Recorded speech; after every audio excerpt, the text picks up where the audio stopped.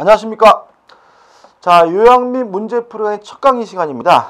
교재 6페이지죠. 제1장 권리의 변동에서 1절 권리 변동의 일반론이 나옵니다. 저는 강의를 이렇게 진행할 겁니다. 일단 여러분들이 문제를 풀기 위하여 가장 기본적인 거를 먼저 요약집을 통해서 정리하고요. 그걸 이용해서 뭘 볼 거냐면 문제를 볼 거예요. 자, 1절 권리 변동 일반론에서 권리의 변동에 처음에 뭐가 나오죠? 권리의 발생이 나오죠. 이건 용어 정리죠. 그죠? 맨 처음으로 권리를 취득하는 것은 원시 취득, 절대적 발생. 누가 가지고 있는 권리를 넘겨받는 것은 상대적 발생, 승계 취득이고, 만약에 권리를 넘겨받음으로써 그 권리자의 권리가 소멸된다면 이걸 우리가 이전적 승계라고 하고요. 권리를 넘겨줬는데도 불구하고 그 권리자 권리가 소멸되지 않는다면 이걸 우리가 뭐죠? 설정적 승계라고 하죠. 그 다음에 특정 승계, 포괄 승계. 자, 이런 얘기입니다. 한 사람이 가지고 있는 여러 개의 권리 중에서 특정된 권리만 넘어가는 것은 뭐예요? 특정 승계. 그 사람이 가지고 있는 모든 권리 의무가 한꺼번에 싹 넘어가는 것은 뭐죠? 포괄 승계. 이렇게 되는 거거든요. 제가요, 아파트를 팔았어요. 그러면 제가 가지고 있는 많은 권리 중에서 뭐만 넘어가요? 아파트에 대한 소유권만 넘어가니까 이건 뭐죠? 특정 승계고. 제가 뒤졌어요. 그러면 제 아들과 딸이 뭘 받아요? 상속을 받는데 제가 가지고 있던 모든 권리와 의무, 말 그대로 이쑤시개 하나까지 한꺼번에 싹 넘어가니까 상속 같은 것은 뭐죠? 포괄 승계죠. 이 부분은 그냥 용어 정리인 거죠. 그 다음에 권리의 변경에서 1번 주체 변경, 이전적 승계하고 같은 말이기 때문에 설명드릴 게 없고요. 7페이지 오시면 이제 뭐가 나오죠? 내용의 변경하고 작용의 변경이 나오는데 여기서 좀 설명이 필요한 거죠. 자, 이런 문제죠. 자, 내용의 변경을요, 둘로 나눕니다. 질적 변경과 양적 변경으로 나뉘고요. 구별할 것이 뭐냐면 작용의 변경이거든요. 문제가 잘 나오는 부분은 아니지만 가끔은 나오는 부분이기 때문에 꼭 뭘 하셔야 되냐면 정리를 좀 해 주셔야 되고요. 질적 변경이 뭐냐? 권리 자체가 다른 권리로 뒤바뀌는 것이 질적 변경입니다. 양적 변경이 뭐냐? 권리 자체는 바뀌지 않는데 권리자로서 할 수 있는 일의 양이 바뀌는 것은 뭐냐면 양적 변경입니다. 작용의 변경이 뭐냐? 권리도 그대로고 양도 그대로인데 권리자로서 작용만 바뀌는 것이 뭐냐면 작용의 변경이에요. 이렇게 좀 정리하시고요. 얘도 기억해 두시는데, 자, 질적 변경. 갑이라는 사람이 A라는 건물을 가지고 있는데 을과 만나가지고 매매 계약을 했어요. 그럼 갑은 을에게 매매 대금을 청구할 수 있는 매매 대금 청구권을 갖게 되는데 을이 매매 대금을 안 줘요. 그럼 결국 갑은 어떻게 해요? 손해배상을 청구하겠죠? 그러면 갑이 가지고 있던 대금 청구권이 뭐로 바뀝니까? 손해배상 청구권으로 바뀌었죠. 권리 자체가 다른 권리를 뒤바뀌었으니까 이런 걸 우리가 뭐라 그래요? 질적 변경이라 한다. 감 잡히시나요? 제가요, 아파트에 살고 있는데 그 아파트에 임차권을 가지고 살고 있었어요. 근데 집주인이 집을 사라길래 제가 그 집을 사서 소유권을 취득하면 저의 권리는 임차권에서 뭐로 바뀌어요? 소유권으로 바뀌죠. 권리 자체가 다른 권리를 뒤바뀌었죠. 이런 것들을 뭐라 그래요? 질적 변경이라고 한다. 그죠? 근데 양적 변경. 갑이라는 사람이 A라는 건물에 대해서 뭐가 있냐면 소유권이 있어요. 그럼 소유권이 있다는 말은 그 물건을 사용하고 수익하고 처분할 수 있다는 말인데 갑이 이 건물에다가 을에게 전세권을 설정해 주면 갑이 여전히 소유자라는 점은 뭐죠? 변함이 없는 거죠. 권리 자체는 뭐예요? 그대로 소유권인 거죠. 다만 이제 이 집에 살아야 될 사람은 갑이 아니라 을이기 때문에 더 이상 그 집을 사용할 수 없고 수익할 수 없다. 할 수 있는 일의 양이 뭐하고 있어요? 줄고 있죠. 이게 뭐라고요?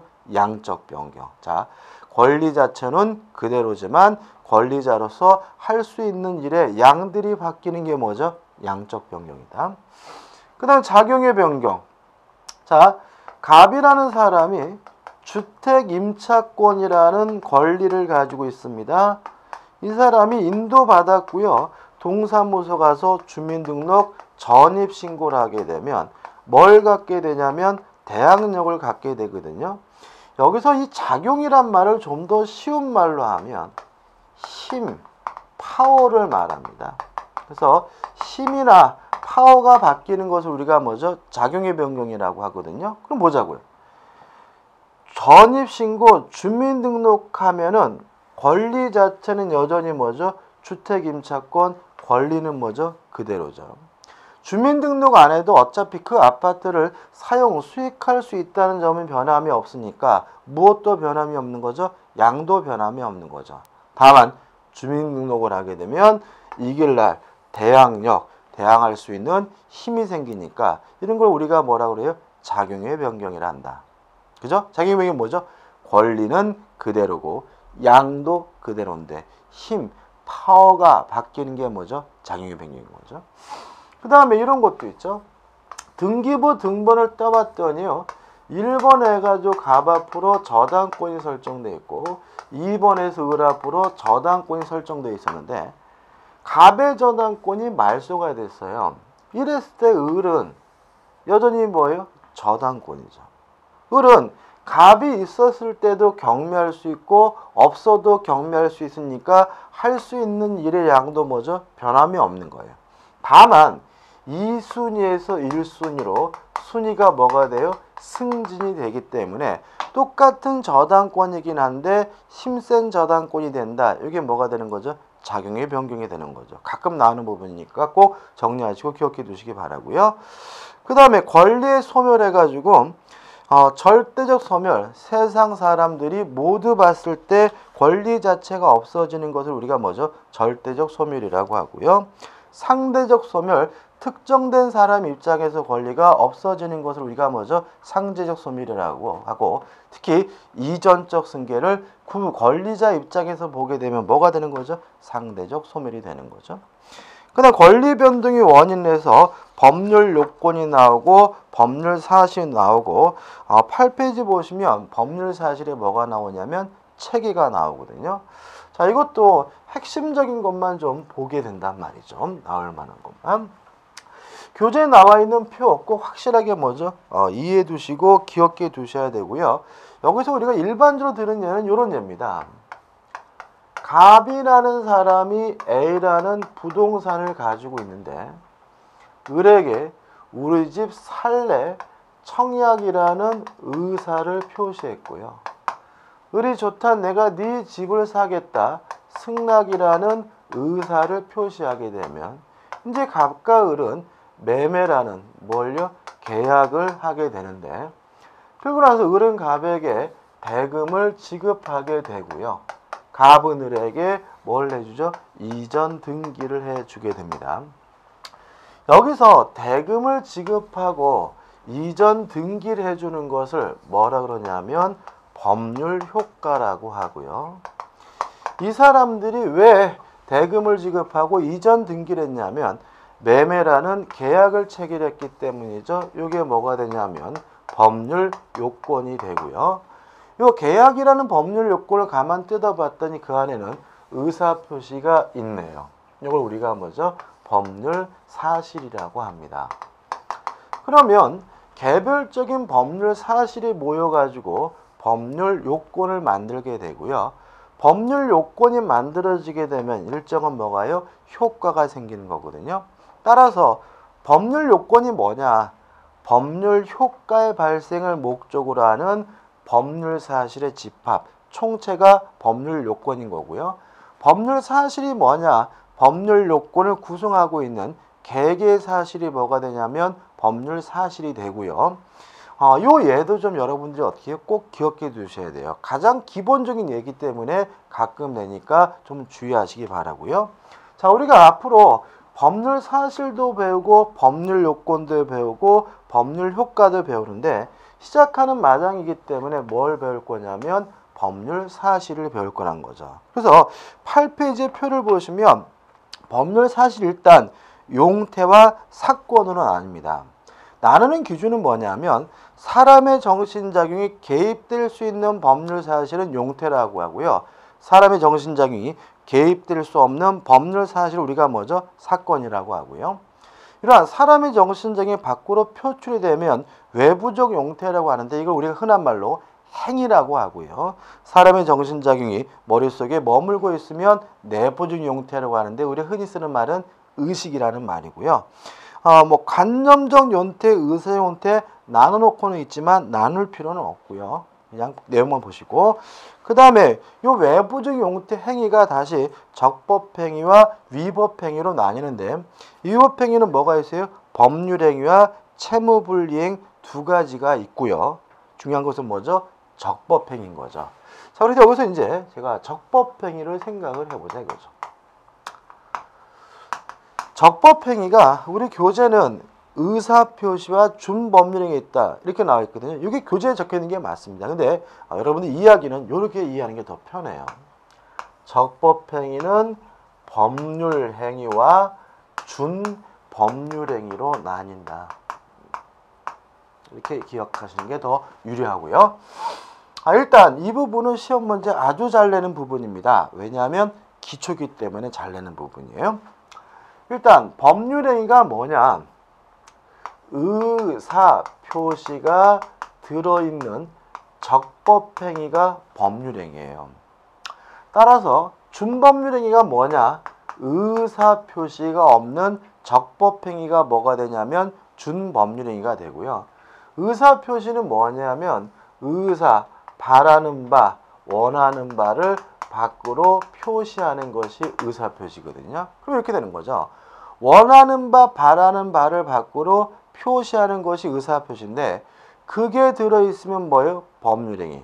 없으면 뭐예요? 준법률행위고 법률의 효과는 무엇에 의해서 결정이 되냐면 그 속에 들어있는 의사표시에 의해서 결정이 되고요. 다른 말로 하면 원하는 바에 따라서 결정이 되고요.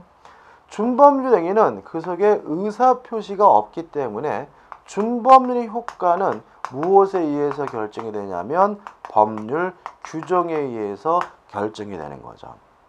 요 법률 규정에 의해서 효과 결정이 되는 준법률이 뭐가 있느냐? 우리 교재는 표현행위, 비표현행위로 나눠놨는데 굳이 나눌 필요는 없습니다. 그냥 우리는 크게 의사의 통지와 관념의 통지, 감정의 표시도 준법률행위라고 하지만 중요한 건 아니고요. 사실행위 세 가지가 있는데 의사의 통지란 이미 형성된 의사를 상대방에게 알려주는 걸 우리가 의사의 통지라고 하고요. 각종 최고와 거절이 의사의 통지다라고 기억하시면 되고요. 관념의 통지란 객관적 사실을 상대방에게 알려주는 것을 우리가 관념의 통지라고 한다. 기억하시면 되고요. 두 가지를 제한 나머지 다 준법률행위는 다 뭐로 가냐면 사실행위로 들어간다 정도까지만 정리하시면 됩니다. 여기서 문제를 푸실 때 까다롭게 느껴지시는 부분이 어떤 거냐면 준법률 효과는 무엇에 의해서요? 법률 규정에 의해서 결정되잖아요. 그 말은 뭐냐면 최고다, 거절이다, 관념의 통제, 사실의 통제 효과는 무엇에 의해서요? 법률 규정에 의해서 결정된다는 뜻이거든요. 그래서 뒤로도 한번 생각해 보시기 바랍니다. 이 정도 우리가 정리하시면 충분히 문제를 풀 수가 있습니다. 자, 이제 문제를 볼 거거든요. 자, 9페이지 보시면 기본 개념 문제가 나옵니다. 저는 문제집을 어떻게 구성했냐면 기본 개념 문제 해가지고 여러분들이 기본적인 개념, 이론을 정리할 수 있는 문제를 먼저 드렸고요. 그걸 확실히 정리하고 나서 심한 사례 문제 해가지고 사례와 판례를 정리할 수 있는 문제를 드렸어요. 조심할 것은 심한 살해 문제는 조금 까다로운 문제를 드렸습니다. 왜냐하면 여러분들이 연습할 수 있도록. 그래서 연습할 때는 조금 어렵게 하시는 것이 실전, 시험 보실 때 문제가 뭐죠? 쉽게 느껴지시고 풀수가 용이하기 때문에 조금 어렵게 드린 거니까 우와 이거 이렇게 생각하지 마시고 차근차근 접근하시면 충분히 누구든지 다 맞출 수는 있습니다. 자, 기본 개념 문제에서 1번 문제가 있는데 1번 문제 보시면 호의 관계에 관한 설명 중 가장 타당하지 아니한 것은 이 문제 넣었어요. 자, 일단 요약 정리할 땐 제가 이걸 설명을 안 드렸거든요. 근데 이게 왜 들어왔느냐? 어쩌다 한 번씩 나와요. 한 10년에 한 번꼴로. 그러니까 이거를 들으기도 뭐하고 안 들기도 뭐하고 해서 한 문제를 넣었고요. 그래서 중요한 건 아니지만 좀 설명을 드리면 이건 뭐예요? 들으시면 됩니다. 자, 이런 문제죠. 사람이 살면서 여러 가지 관계를 맺게 되는데 이걸 우리가 생활관계라고 하고요. 이 관계는 법에 의해서 규율되는 관계를 법률관계라고 하고요.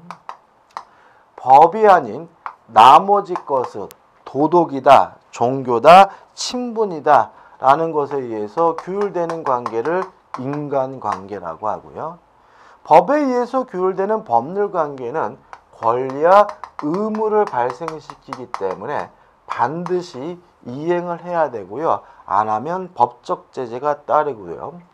인간관계는 권리와 의무를 발생시키지 않기 때문에 이행을 안 해도 상관이 없고 이행을 안 하더라도 법적 제재가 따르지 않아요. 예를 들어서 돈을 500만 원 빌렸어요. 반드시 갚아야 됩니다. 법률관계인 거죠. 제가 친구하고요. 서울역 앞에서 오후 3시에 만나기로 했어요. 안 가도 돼요. 안 가면 이런 나쁜 새끼하고 욕을 하지만 제 재산에 가다가 딱지 붙이고 이런 거는 아니거든요. 따라서 오후 3시에 친구하고 서울역 앞에서 만나기로 한 것은 해도 그만 안 해도 그만 상관이 없는 거니까 뭐가 돼요? 인간관계가 되는 거죠. 개념 이해되시죠? 자, 인간관계가 대단히 많은 예가 있는데 그 중에 한 가지 예로서 뭐가 있냐면 호의관계라는 게 있어요. 호의관계, 이게 좋을 호자니까 좋은 뜻으로 상호간에 이익을 주고받는 관계를 호의관계라고 하고요. 호의관계는 인간관계의 예이기 때문에 법적인 권리와 의무를 발생시키지 않는다는 점은 똑같아요. 예를 들어 볼게요.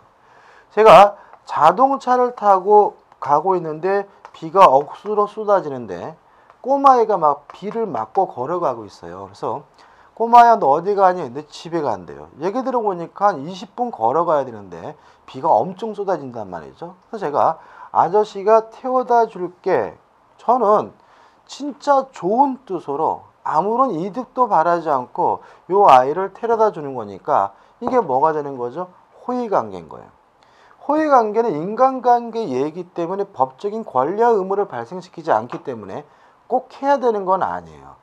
가다가 중간쯤에 급한 휴대폰을 받아보니까 급한 일이 있대요. 그럼 어떻게 해요? 아저씨가 오늘은 못 데려다 줬구나. 여기서부터 내려서 걸어가라 해도 뭐죠? 상관은 없는 거예요. 왜요?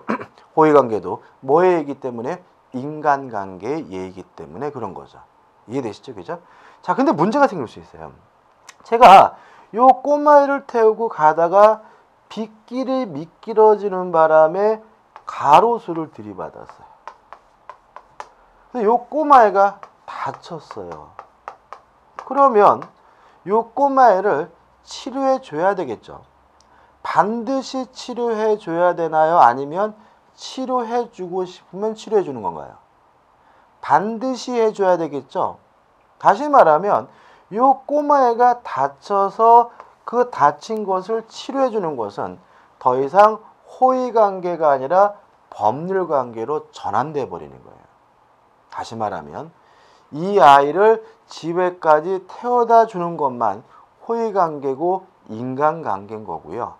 이 아이가 다친 것을 치료해 주는 것은 더 이상 호의관계가 아니고 인간관계도 아닌 뭐로 바뀐 거예요? 법률관계로 바뀐 거예요. 따라 저는 반드시 치료를 해줘야 됩니다. 동의하시죠? 그죠? 근데 자동차 보험 생각하지 마시고요. 치료비가 얼마 나왔냐면 4천만 원 나왔어요. 아이고 환장하겠네요. 저는 진짜 좋은 일을 한번 하려다가 큰일 난 거잖아요. 우리 법원은 이런 경우에 요 4천만 원을 모두 저에게 부담시키는 것은 너무 가혹하다는 의미에서 깎아줘요. 그걸 뭐라 그러냐면 호의, 동승, 감액이라고 하고요. 따라서 4천만 원을 모두 부담시키지는 않고요. 얘가 어떻게 탔는지를 어떻게 해요? 조사를 해가지고 뭐 하게 되는 거죠? 깎아주게 됩니다. 그래서 자동차 보험 약관 같은 거 안 보시겠지만 약관 뒤에 나와 있어요. 그래서 만약 얘가 타기 싫은데 제가 억지로 태웠으면요 조금 깎아요. 반대로 태우기 싫었는데 이놈이 억지로 탔으면 많이 깎고요. 만약에 안전벨트를 안 매가지고 상해 정도가 더 심해졌다면 그 안전벨트 안 맨 부분도 뭐죠? 가막하게 되는 거죠. 마지막으로 호의동승 감액은 호의관계일까요? 인간관계일까요? 법률관계일까요? 법률관계입니다. 왜냐하면 이 아픈 아이를 뭐죠? 치료해주는 문제이기 때문에 호의란 말이 들어가 있어도 호의관계가 아님을 주의하시기 바랍니다. 여기까지 좀 기억해 두시기 바랍니다. 어렵진 않죠, 그죠? 1번 보시면 호의관계에 관한 설명 중 가장 타당하지 아니한 것은 1번 호의관계는 인간 생활을 함에 있어서 단순히 호의로 타인과 어떠한 이익을 주고받는 생활관계로서 원칙적으로 법적인 규율의 지배를 받지 않는다. 맞는 질문이죠. 호의관계는 인간관계 일종이기 때문에 법적인 권리와 의무를 발생시키지 않습니다.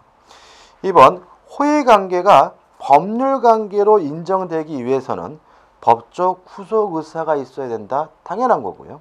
3번 호의로 한 약속이라도 이를 어긴 경우에는 원칙적으로 이행 청구 및 강제 집행을 할 수 있다. X. 그죠? 다시 말하면 서울역 앞에서 친구하고 만나기로 했어요. 안 가면 그만 것이지 법적으로 뭐 할 수 없어요? 제재를 가할 수는 없는 거죠. 답은 뭐죠? 3번이죠. 4번 호의로 타인을 동승시킨 운전자가 과실로 교통사고를 일으켜 동승자가 다친 경우에는 동승자는 운전자에 대하여 손해배상을 청구할 수 있다. 그죠? 근데 다만 5번 호의관계로부터 발생한 손해배상에 있어서는 과실상계 법률을 적용할 수 있다는 말은 깎을 수 있다는 취지의 지문이기 때문에 이것도 어떻게 해요? 맞는 지문인 거죠. 답은 뭐죠? 3번이고 아주 가끔 나오니까 이 문제 하나 정도는 좀 기억해 두시기 바랍니다. 2번입니다. 다음 중 법적 성질이 다른 법률 사실은 나와 있는데 최근에는 이런 식의 문제는 잘 내지는 않아요. 단순히 외우는 것은 일단 기본 개념 문제이기 때문에 넣어놨고요.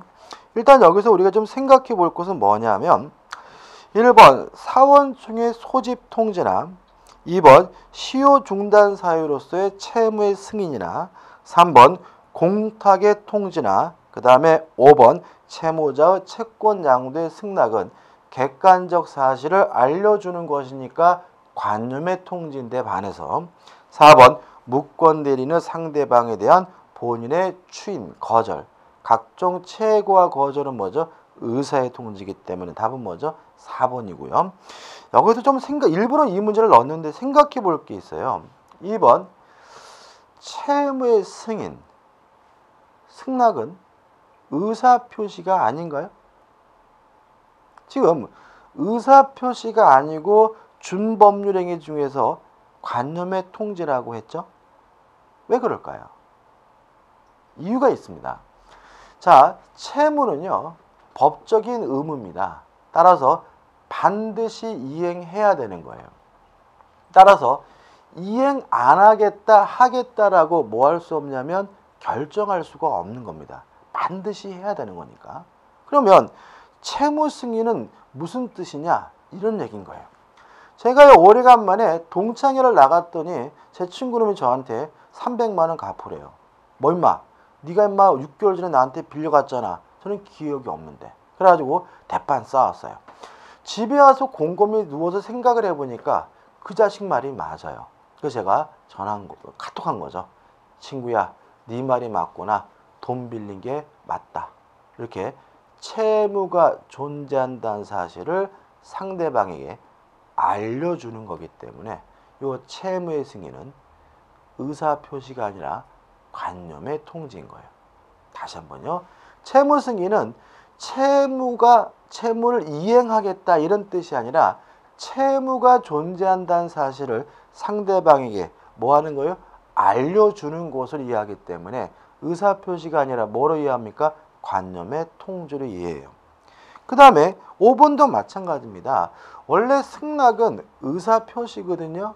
그럼 이거는 승낙이란 말이 우리가 알고 있는 좋다 이런 뜻이 아닌 거예요. 자, 이게 뭐냐면 채권을 양도하고자 할 때 채무자에게 굳이 동의나 승낙을 받을 필요는 없습니다. 일반 채권은. 다만 채권을 양도했다는 사실을 채무자에게는 알려줘야 되는데 이게 뭐냐면 채권 양도의 통지고요. 이러한 통지를 받은 채무자는 통지받았다는 사실을 채권자에게 알려주는데 이걸 우리가 채권 양도의 승낙이라고 합니다. 따라서 양도 통지를 받았다는 객관적 사실을 알려주는 것으로 평가되기 때문에 이거는 의사표시가 아니라 뭐로 이해하냐면 관념의 통지로 이해합니다. 헷갈리신다면 요 2번하고 5번은 의사표시로 오해될 수 있는 부분이니까 외우셔도 상관은 없습니다. 법적 성질은 뭐죠? 관념의 통지입니다. 그 다음에 3번 문제입니다. 법률 사실과 법률 요건에 관한 설명으로 틀린 것은 지웠네요. 그죠? 1번 임대차 계약은 청약과 승낙이라는 의사표시 합치로 성립하는 법률 요건이다. 아까 방금 말씀드렸죠? 맞네요. 2번 어떤 사정을 알지 못한다는 의미에서 선의도 물론 법률 사실이고요.